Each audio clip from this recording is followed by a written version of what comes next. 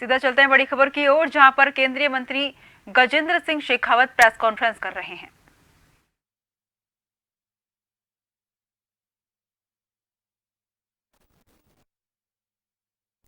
संस्कृति के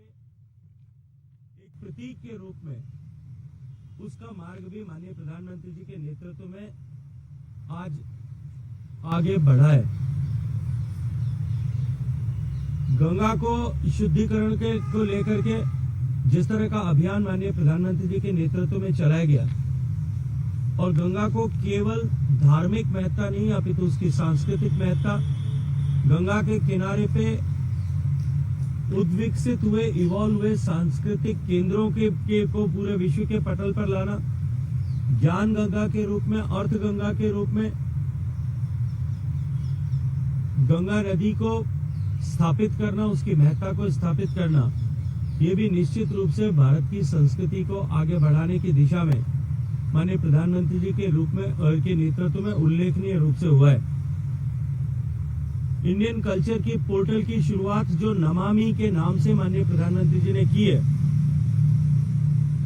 उस पोर्टल पे इंडियन मैन्युस्क्रिप्ट्स और जो भारत के पुराने ज्ञान से जुड़े हुए जो पांडुलिपियां थी, आज सहज रूप से शोधकर्ताओं के पास में उपलब्ध है। निश्चित ही संस्कृति के साथ, सांस्कृतिक जड़ों के साथ जुड़ाव के चलते हुए आज माननीय प्रधानमंत्री जी ने जिस तरह से 9 साल में अनेक बार सीमावर्ती क्षेत्रों की यात्राएं की है, केदारनाथ की यात्रा की है, बोहरा संप्रदाय और अन्य संप्रदायों के धार्मिक केंद्रों पर जाकर के जिस तरह से वहां यात्राएं की है, उसके चलते हुए भारत की विविधता को ली हुई संस्कृति के पुनरुद्धार की दिशा में भी उल्लेखनीय प्रगति हुई है। भारत से निकले ज्ञान और विज्ञान, भारत की विधाओं का सम्मान जिस तरह से आज विश्व के पटल पर पुनर्स्थापित हुआ है, भारत की धरती से उपजा हुआ योग आज माननीय प्रधानमंत्री जी के प्रेरणा और प्रयास से जिस तरह से एक वैश्विक कार्यक्रम के रूप में तो पहचान बनाई है, लेकिन लोगों के जीवन के एक अभिन्न अंग के रूप में योग ने प्रवेश किया है। इसी तरह से भारत की संस्कृत, भारत की जैविक कृषि, भारत के आयुर्वेद के ज्ञान और विज्ञान, भारत के देशी गौवंश की महत्ता, भारत का मोटा अनाज जिसे हम कहते थे, जिसे माननीय प्रधानमंत्री जी ने आज श्री अन्न का नाम ऐसा दिया है, इन सब की पहचान और सम्मान भी आज भारत के सांस्कृतिक वैविध्य और सांस्कृतिक शक्ति की पहचान के रूप में पूरे विश्व भर में स्पष्ट होने लगी है।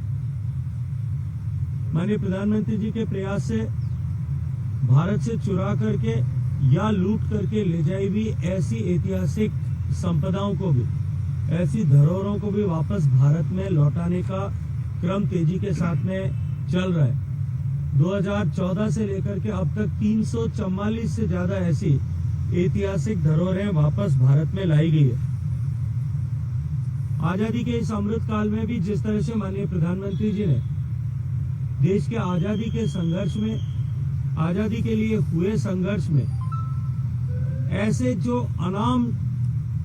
योद्धा थे, जिन्होंने देश को आजाद करने के लिए अपना सर्वस्व समर्पण किया,